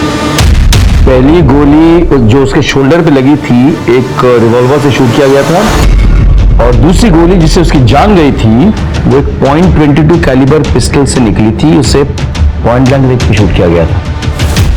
यानी क्लियर है सर, लेकिन एक मामूली से अंगाड़ी या कुरियर वाले लड़के को मारने के लिए 2 गन्स का इस्तेमाल किया गया है। बात कुछ हजम नहीं हुई सर। रमा ने कल्पेश की जमानत करवाई? हाँ। क्यों? तुमको पता है ना वो कैसा है? वो जो भी है, जैसा भी है हमारा छोकरो छे। और आपने पुलिस को आगे उसका नाम लिया ही कैसे? बहुत सही किया है, लेकिन तुमने उसकी जमानत करके बहुत गलत किया है। गलती मैंने नहीं, तुमने की है। छोटी सी गलती के लिए नारा डिकरा ने घर से बाहर निकाल दिया। वो जुआ खेलने के लिए मेरे बिजनेस का पैसा चुराया उसने, छोटी सी गलती है। बिजनेस तुम्हारो नहीं, मारो छे। और अगर बच्चे गलती करते हैं ना तो माँ बाप उसे सुधारते हैं। मामा कल पे बच्चा नहीं है तो मैं क्या करती? उसको लॉकअप में रखती, उसके बीवी को अकेला छोड़ती।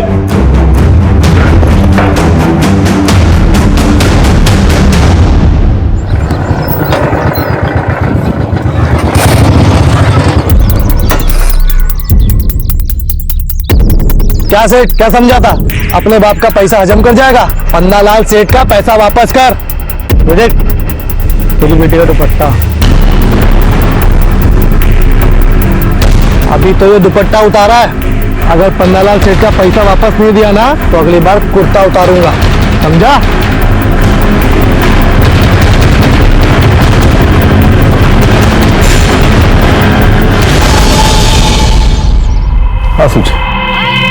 हाँ सूझे अंदर चल।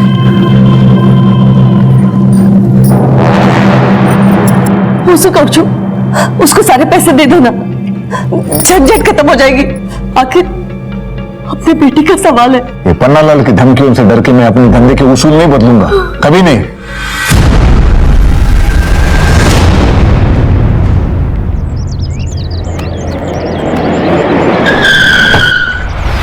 क्या कर रहे हो? छोड़ो छोड़ो छोड़ो छोड़ो छोड़ो मुझे। दया, तुम जरा पता करो कि हाल फिलहाल एक रिवॉल्वर और एक .22 कैलिबर पिस्टल किसने खरीदी। हो जाएगा साहब, चलता हूं।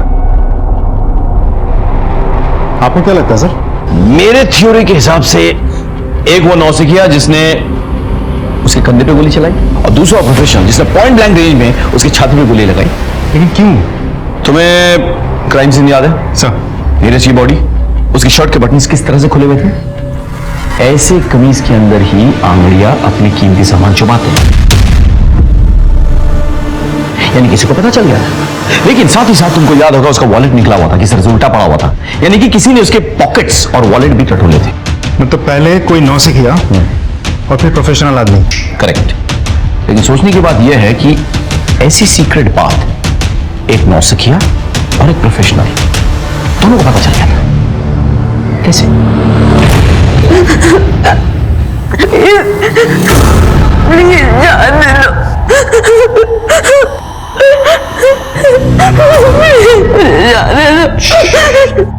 चुप बिल्कुल चुप। प्लीज आने दो।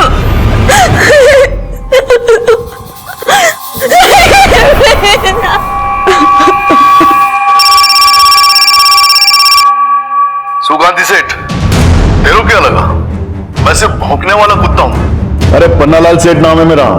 मैं भौंकता भी हूँ और काटता भी हूँ।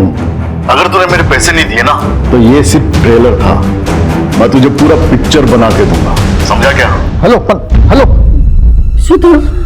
पन्नालाल सेठ की इतनी हिम्मत, मैं भी पुलिस को फोन करता हूँ। सामने हमारी बात बस करो, उसे पैसे चाहिए ना, आप ही दो इन्हें पैसा। लेकिन रमा, मेरे नाम पे जो जमीन है ना उसे बेच दो, उसको मुंह पे फेंक के आओ पैसे। मेरे लिए मेरी बेटी से बढ़कर और कुछ नहीं है।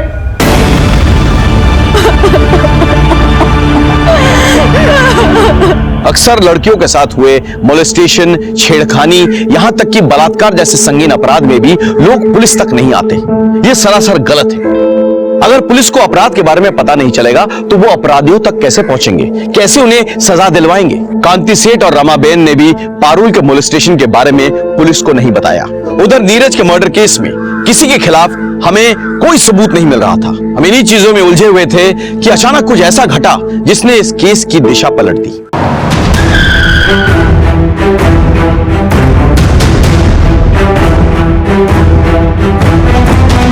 सर, लाश को सबसे पहले नौकर हार्दिक और पंशुल ने देखा, फिर बहू जिग्ना और विपुल। मैंने ही आप लोगों को फोन किया। पूरी जगह को देखकर ऐसा लग रहा है जैसे किसी ने कुछ भी टच तक नहीं किया है।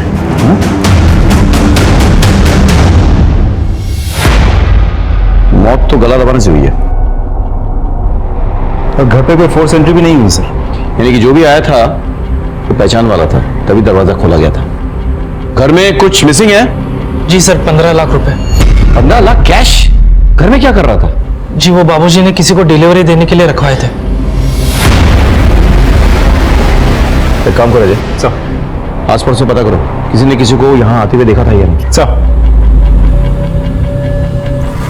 आपने कुछ सुना? जी नहीं, दोपहर में तो यहाँ पे सन्नाटा छा रहा था। कई लोग सत्संग में चले जाते हैं और बाकी बच्चे लोग सोए रहते हैं। आपने लड़ाई झगड़ा या कोई चीखने की आवाज सुनी? नहीं साहब, हमने कोई आवाज नहीं सुनी। ठीक सर, हम दोपहर को यहाँ आए थे रमाबेन के साथ सत्संग में जाने के लिए, लेकिन दरवाजा लॉक था तो हमें लगा कि वो सत्संग में होगी, इसलिए हमें जता रहा। पारुल कहाँ है? बाबूजी और पारुल अहमदाबाद गए हैं। एक बात बताइए, ये हार्दिक और पंशुल पे आपको कोई संदेह है? मतलब ये दोनों भी तो मर्डर कर सकते हैं ना? नहीं साहब, आप बंदे तो भरोसा ना मानसो छे। भरोसे वाला हाथ ही सबसे पहले पीठ में छुरा भोगता है। अजय इन दोनों को थाने ले आओ और पोस्टमार्टम के बाद बॉडी सौंप दो फैमिली को। साहब गांधी सेठ कल देर रात तक ऑफिस में ही थे। ये राहु काल शुरू होता ना इटला माटे, पर फिर आज मुंबई में 15 लाख रुपए भिजवाने थे तो पैसा लेकर सेठ घर पे चले गए क्योंकि दुकान में नहीं रख सकते ना, और हम भी साथ में थे साहब। मामा 15 लाख से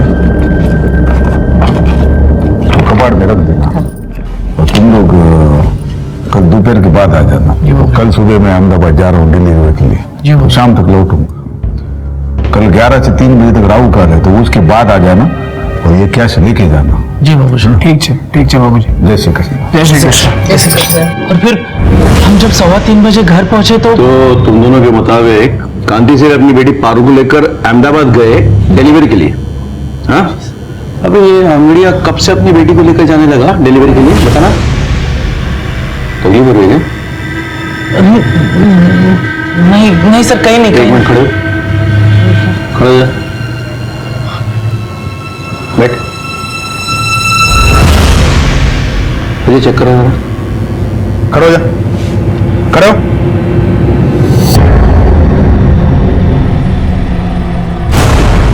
क्या है ये?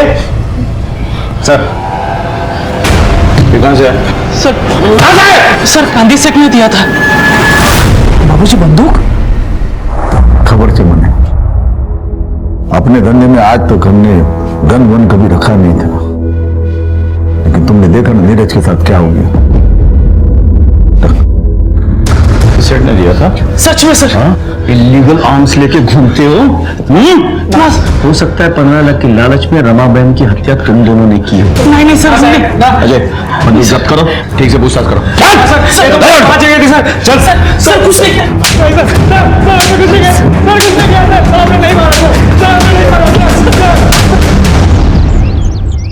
सर डोंट वरी, मैं करवा दूंगा।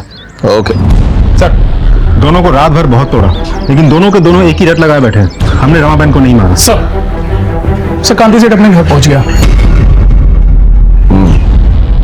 अजय काम करो, हार्दिक के पिस्तौल को फॉरेंसिक के पास भेजो, चेक करवाओ कि कहीं ये वही पिस्तौल तो नहीं जिससे नीरज को गोली मारी गई थी। Can you do that? Okay sure. आपको किसी पे शक? नहीं सर। 15 लाख की लूट हुई है। आपको नोटों के सीरियल नंबर्स कुछ पता है? जी, ये नोट के नंबर हम लिख के रखते हैं, वो धवल भाई को पता है। Serial number? 1 minute sir. हाँ ये रहा। B325 थी G927। ये पैसे आपने दिए थे डिलीवरी के लिए? हाँ सर, हमने दिए। इसी सीरियल नंबर के नोट्स थे? Yes sir. Serial number confirm कर लिया है, इसी नंबर के नोट्स थे। गुड। एक बात बताइए, हार्दिक को गन आपने दी थी? जी। कहां से मिली है गन आपको? एक आदमी वो सप्लाई करता है। कौन आदमी? सलाउद्दीन। सलाउद्दीन के बारे में पता करो, और इन नोटों के जो सीरियल नंबर्स हैं ये हर जगह सर्कुलेट करो। सर आप अहमदाबाद गए थे ना डिलीवरी के लिए? अपने साथ अपनी बेटी पारुल को क्यों लेके गए थे आप? वो उसके बुआ के घर छोड़ने गया था अहमदाबाद में।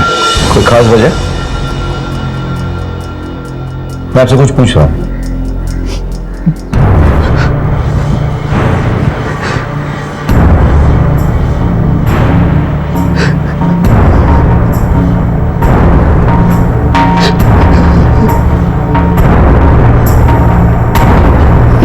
नहीं साहब, साहब नहीं साहब।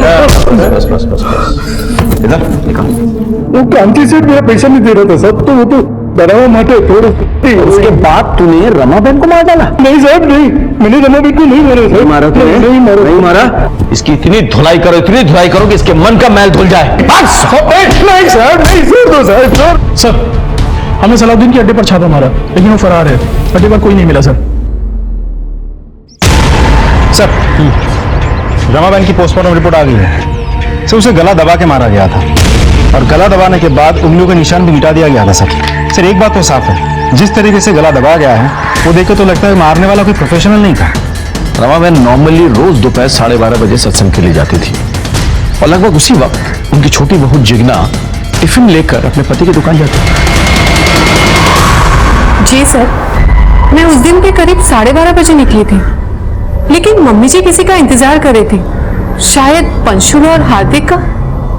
तो आप पहले से जानती थी कि कोई पैसा लेने आने वाला है? नहीं सर, मैंने नहीं खबर। मुझे तो अभी पता चला जब ये सारी बातें सुनी। मम्मी जी ने भी मुझे कुछ नहीं बताया था। मैं माँ के बगैर क्या करूंगा? हर कदम पर माँ ने मेरा साथ दिया था। माँ ने मेरे लिए नया टिफिन खरीद के उसमें मेरी पसंद के छोले बना कर दिए थे। किसने सोचा था कि वो आखिरी बार। सर कुछ समझ में नहीं आ रहा है कि दोनों केसेस एक दूसरे से जुड़े हुए भी हो सकते हैं, अलग अलग नहीं। अलग अलग हो सकते हैं लेकिन मोटिव एक ही है, पैसा। पहले वाले केस में भी एक किलर नॉन प्रोफेशनल था और दूसरे में भी। तुमने घर वालों को ट्रैक किया है ना? ट्रैक किया सर, लेकिन कुछ सस्पिशियस नहीं मिला, सब कुछ नॉर्मल है।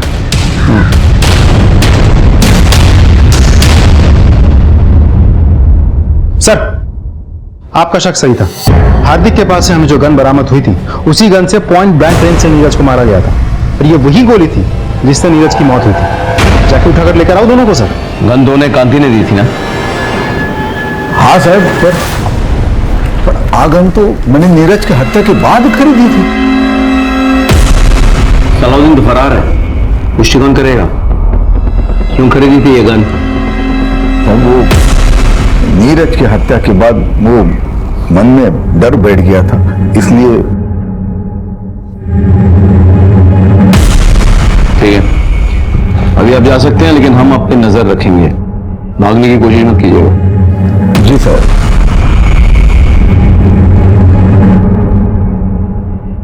सर इस कांति पे शक है? अजय, हमारे प्रोफेशन में शक करना कोई गुनाह नहीं है, बल्कि शक ना करना गुनाह है। कई बार जिस पे हमें शक ना हो वो असली अपराधी साबित हो चुका है। सर पन्नालाल का वकील हाईकोर्ट से बेल पेपर लेकर गया। जाने दो उसे, लेकिन उसमें नजर रखना और कॉल रिकॉर्ड चेक करना। सर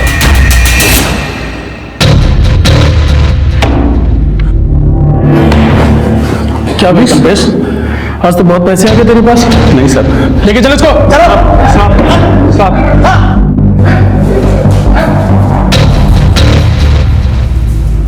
खबर नहीं थी? नहीं सर। हाँ बोलो। सर हमने एक जुए के अड्डे पर छापा मारा। यहाँ पर हमें उसी सीरीज के नोट्स मिले हैं जो कांति सेठ के घर से गायब हुए थे। सारे जुआरी पकड़े गए? Yes sir. सबको उठा के ले आओ और अड्डे के मालिक को भी ले आओ। ठीक है सर।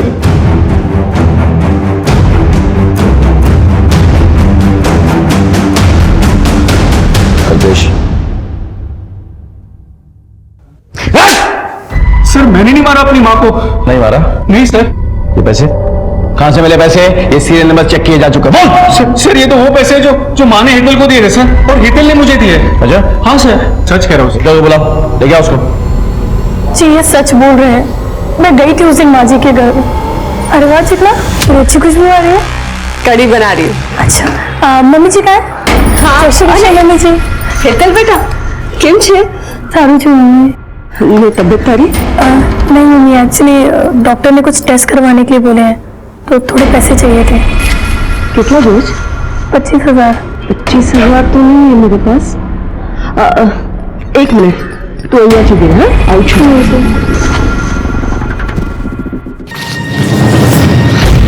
25,000।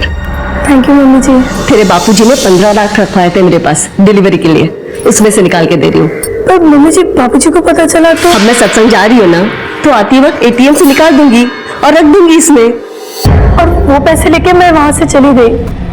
ये बात तुमने हमें पहले क्यों नहीं बताया? मैं डर गई थी सर, मुझे लगा कहीं आप लोग मुझ पर और मेरे पति पर ही शक न करने लगे। झूठ बोल के तुमने हमारा शक और गहरा कर दिया है। अब मैं बताता हूँ तुमने क्या किया और कैसे किया। घर में 15 लाख कैश है, ये तुमने अपने लालची पति को बताया। फिर इसने तुम्हारे साथ मिलकर अपनी माँ की हत्या कर डाली और वो सारे पैसे हड़प लिए। नहीं सर, मैं सच बोल रही हूँ, वो पैसे मुझे माँ जी नहीं दिए थे, हमने कुछ नहीं किया है। प्लीज सर विश्वास कीजिए। सच और झूठ का तो पता चल जाएगा।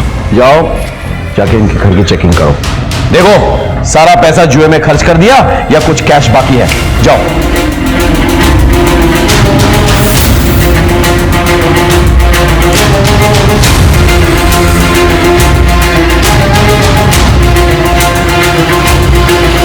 सर यहाँ तो पैसे नहीं मिले सर। ठीक है तो वापस आ जाओ।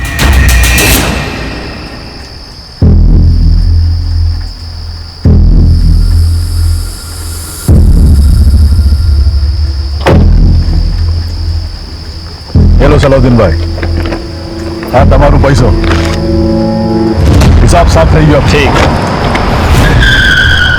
ए भाई लो पुलिस पकड़ो से।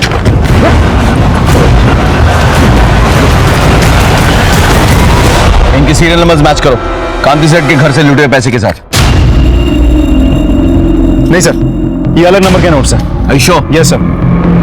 डालो दोनों के अंदर। ठीक है।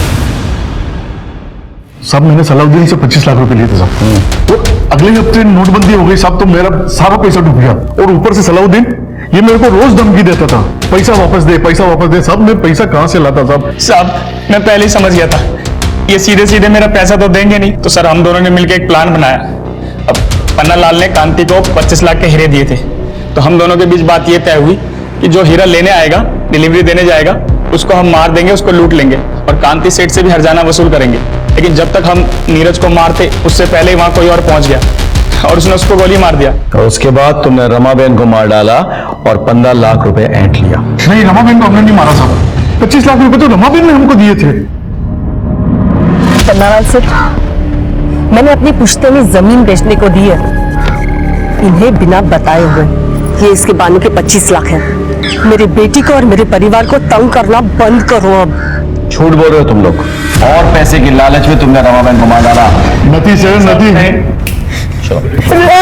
नीरज की खून की गुत्थी तो सुलझ चुकी थी, लेकिन रमाबेन की मर्डर की गुत्थी को हम जितना सुलझाने की कोशिश करते वो उतनी उलझती जा रही थी। हम एक डेड एंड पर पहुंच चुके थे, पर इतना तो पक्का था कि इन सब में कोई और भी शामिल था, जिसने नीरज पर भी पहली गोली चलाई थी। मुझे यकीन था कि उसी ने रमाबेन की भी हत्या की। साहब आजा, बड़ी देर कर दी आने में।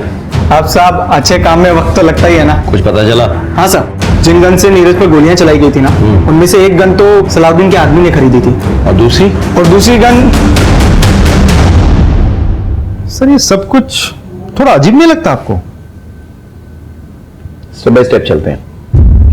देखो, कांति सेठ के बयान के मुताबिक वो वारदात से पहले वाली रात अपनी बेटी पारुल के साथ अहमदाबाद गए थे डिलीवरी के लिए, और पारुल को अपने रिश्तेदार के घर छोड़ने के लिए।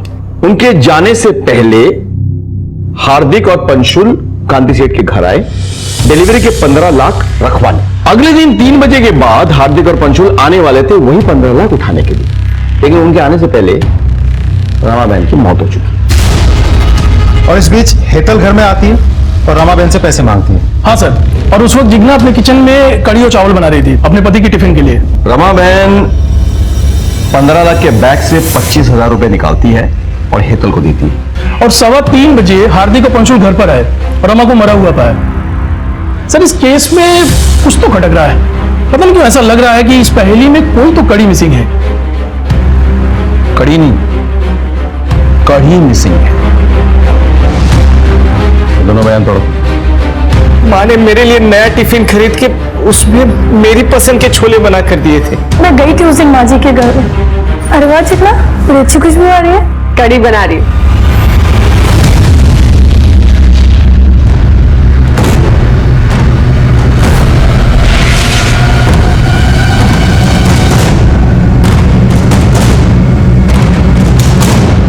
अपने आप सब कुछ उगलोगे या पुलिस वाला तरीका अपनाए? मम्मी जी हर दोपहर को सत्संग के लिए चली जाती थी, तो विपुल को लंच देके जब मैं वापस घर आती थी तो कमलेश को भी बुला लेती थी। हम एक दूसरे से प्यार करने लगे थे, भागना चाहते थे एक साथ, पर हमें पैसे चाहिए थे। मैंने मम्मी जी को बाबूजी के साथ हीरो की डिलीवरी के बारे में बात करते सुन लिया था। मैंने कमलेश को बताया। और सर, मैंने प्लान बनाया कि मैं उस आदमी को बीच रास्ते में लूट लूंगा।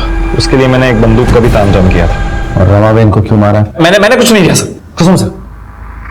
मैं जानती थी कि घर में कुछ कैश है। तेरे बापूजी ने 15 लाख रखे थे मेरे पास डिलीवरी के लिए। जैसे ही मम्मी जी सत्संग के लिए निकले, मैंने कमलेश को फोन किया। हम लोग कैश लेके निकलने वाले थे कि मम्मी जी वापस आ गए।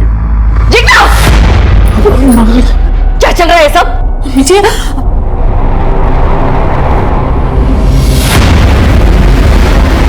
तुम दोनों ने पैसे चोरी किए? इसका मतलब उस दिन तुमने मेरी सारी बातें सुन ली थी ना? नीरज डिलीवरी लेने जवानों से? मम्मी जी, तुम दोनों ने मिलकर नीरज को मार डाला? तुम दोनों ने हीरे चोरी ली? अभी पुलिस को फोन कर दियो। मम्मी जी, ऐसा कुछ नहीं है। बस, सब देख लिया मैंने। ना बड़ा धोखा, छोड़ूंगी नहीं तुम दोनों को। रमाबेन, जय श्री कृष्ण रमाबेन। क्या सत्संग में नहीं चलना है? बहन, उसे माफ कर दीजिए, उसने कुछ नहीं किया बहन। अरे इसी ने सब कुछ किया है। बच्चा लेने तुम्हारी लड़की उसे कड़ी से कड़ी सजा दो। हमारी बेटी ऐसा नहीं कर सकती। जिन्ना, तुम अभी घर पे मत आना। तुम बाहर से टिफिन लेके विपुल के पास चली जाओ ताकि तुम पर किसी को शक न हो। बेटी के करतूतों पर पर्दा डालने के लिए आप लोगों ने एक मासूम औरत को मार डाला। जिग्ना के माता पिता को रमाबेन के हत्या के आरोप में गिरफ्तार किया गया और उन्हें सजा भी मिली। कांति सेठ की जिंदगी और बिजनेस में बस एक ही उसूल था, भरोसा। लेकिन दोनों ही जगह उन्हें सिर्फ धोखा ही मिला। पन्नालाल ने सलाउद्दीन के साथ मिलकर नीरज की हत्या की और कांति सेठ को बिजनेस में धोखा दिया। वहीं जिग्ना की वजह से रमाबेन की जान चली गई। लेकिन सवाल यह उठता है कि क्या कांति सेठ और रमाबेन को इस बात की जरा भी दस्तक नहीं मिली? मैं सीनियर इंस्पेक्टर संजय बरोत आपसे विदा लेता हूं। फिर मिलेंगे एक नए केस के साथ। तब तक सतर्क रहिए और देखते रहिए क्राइम पेट्रोल दस्तक। मकसद बताना नहीं बल्कि बचाना है। जय हिंद। क्राइम पेट्रोल के ऐसे ही मजेदार एपिसोड्स देखने के लिए हमारे चैनल को सब्सक्राइब करें